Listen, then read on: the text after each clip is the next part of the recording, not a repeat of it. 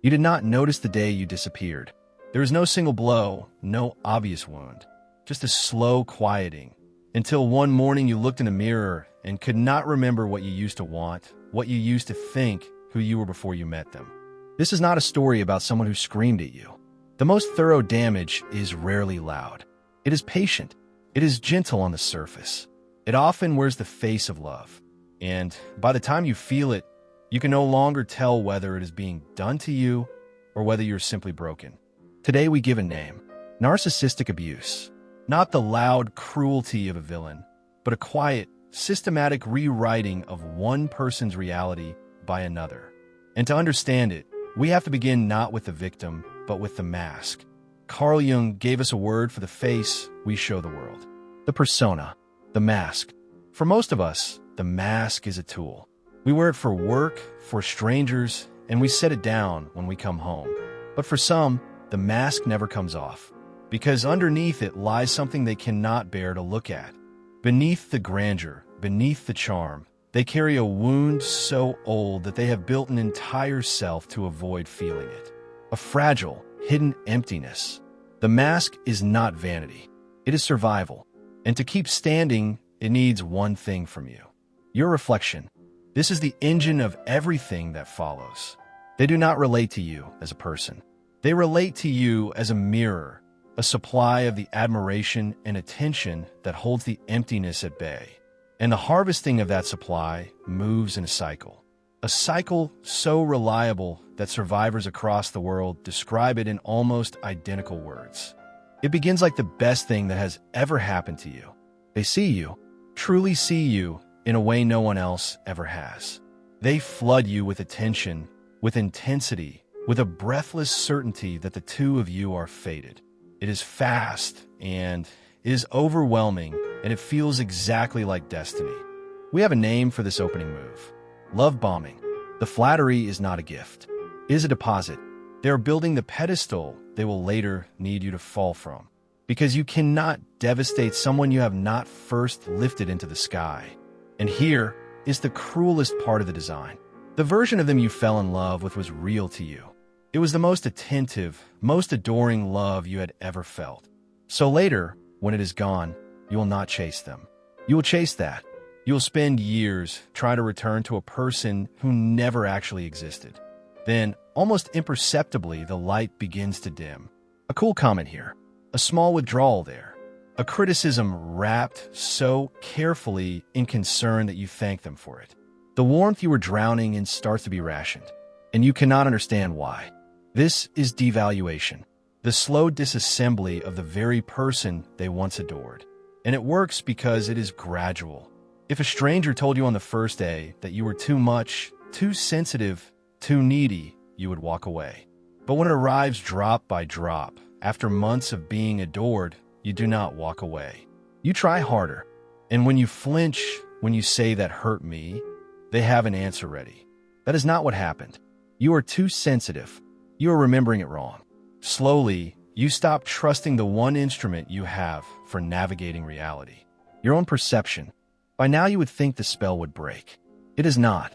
And the reason is one of the most powerful forces in all of human psychology: intermittent reinforcement. Because the warmth does not vanish completely. It returns, unpredictably.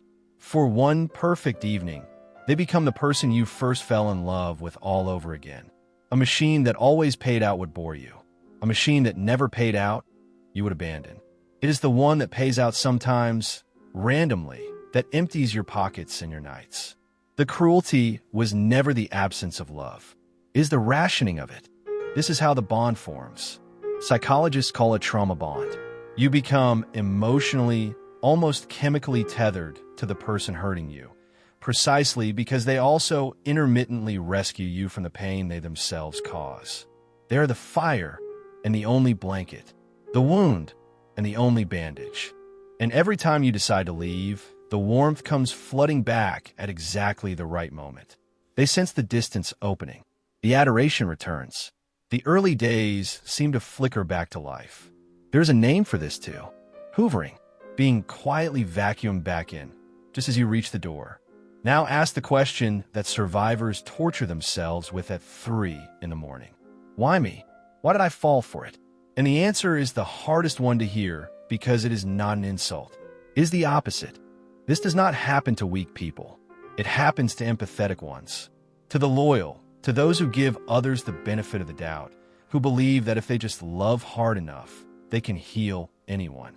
Your greatest virtues, your capacity to forgive, to understand, to stay, become the exact handholds the manipulation uses to climb.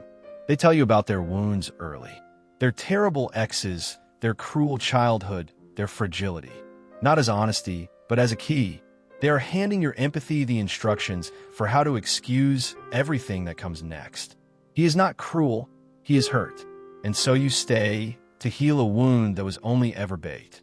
And here's what it costs you. Slowly, your world contracts. Your friends drift away because every time you mention them, there's a subtle price. Your interests fade because they were never as urgent as the relationship's endless crises. Your opinions soften and then vanish because having them turn out to be dangerous. You become an expert in another person's moods. You can read the weather of their face from across a room. You have grown exquisitely sensitive to their every need and completely deaf to your own. You no longer ask what you want. You have forgotten that the question exists. This is the true injury of narcissistic abuse, not the cruelty of any single night, the theft of a self. You walk into it as one person, and somewhere along the way, on a date you will never be able to name, you stop being able to find yourself at all. So what is happening inside them while all of this unfolds? It is tempting to imagine a monster, coldly calculating every move. The truth is stranger and sadder. Most of the time, they're not consciously plotting at all. They are running. Running from the very emptiness the mask was built to hide. To feel real, they need a reaction. Your love proves they are lovable. Your fear proves they are powerful. Your confusion proves they are in control. They are not feeding on you because they hate you. They feed because, without your reflection, they cannot feel that they exist at all. Jung would say they refuse to meet their own shadow, and so they cast it onto you. Everything they cannot bear to be weak, needy, wrong, defective, they place inside you, and then punish you for carrying it. You are not living with a person. You are living inside someone else's disowned darkness. This is not an excuse for them. Understanding is not forgiveness, and explanation is not permission. It is something more useful than either. It is the first crack of light, because once you see that the emptiness was always theirs, you can finally stop trying to fill it with pieces of yourself. The waking up rarely arrives as a thunderclap. It comes as a small, quiet sentence at the back of your mind, one you have spent years silencing. This is not love. That sentence will terrify you, because if it is true, then the story you sacrificed yourself for was never the story you believed. And grief comes with it. Not only grief for the time, the years, the version of yourself you lost, but a stranger grief. Grief for a person who never truly existed. You are mourning a ghost. The adoring soulmate of those first weeks was a role performed to secure your supply. You cannot get them back because there was never them to return to. So how do you leave a person you are chemically bonded to? Not the way you leave anyone else. You cannot reason your way out because the bond was never built on reason. The single most reliable path that both survivors and clinicians describe is also the hardest. Distance. Full, uninterrupted distance. Because the bond feeds on contact. Every message, every check-in, every one last conversation is a coin in the machine, resetting the entire cycle. No contact is not punishment, and it is not revenge. It is the only thing that lets your nervous system finally learn that the danger is over, and the next reward is never going to come. They will test the wall. The warmth will return, more dazzling than ever, at the precise moment you are weakest. This is not proof that they have changed. It is proof that the pattern is working exactly as designed. The return of the charm is not the exception to the abuse. It is the abuse completing its circle. And then begins the part no one warns you about. The emptiness on the other side. Because for so long, your entire self was organized around someone else's needs. When they are gone, there's a vast silence where a whole life used to be. This silence is not a relapse. It is the ground you will rebuild on. You begin small. You ask yourself a question you have not asked in years. What do I want? Not what would keep the peace. Not what they would approve of. What do I want? At first, there is no answer. The instrument has been silent for too long. But ask it again the next day, and the next, and slowly a faint signal returns. You relearn your own perception. When something feels wrong, you let it be wrong without arguing yourself out of it. You rebuild the friendships that were quietly pruned. And one by one, you collect the scattered pieces of the self you thought were destroyed, only to discover that they were never destroyed at all, merely buried. And one day, far down the road, you will notice something. Their voice in your head, the one that judged and corrected and rewrote you, has gone quiet. Not because you defeated it, because you stopped feeding it. The mask only ever had power for as long as you kept offering it your reflection. And if this story feels uncomfortably familiar, sit with one more uncomfortable thought. These dynamics do not only live in romance. The same machinery, idealize, devalue, intermittently reward, rewrite reality, operates in families, in workplaces, in charismatic leaders, in entire movements that promise to love you completely if only you will surrender your judgment.